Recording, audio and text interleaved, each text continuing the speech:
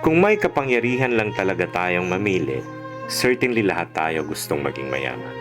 Pero hindi dahil sadyang nilikha ng Diyos ang mayaman at ang mahirap, ang maganda at hindi masyado, ang matalino at hindi gaano. At gaya ng ating mga daliri, iba-iba ang ating mga katangian. Pero ganun pa man, ang tanging nagbubuklod sa ating lahat ay ang iisang hangaring magkaroon ng maginhawang buhay ang ating bawat pamilya.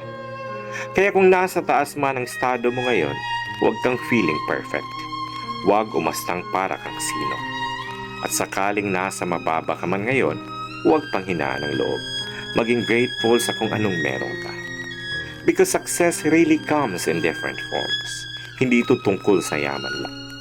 Bagkus, ito'y tungkol sa pagkakaroon ng simple at masayang pamilya. Walang mga sakit, may tahimik at payapang isipan. Good morning!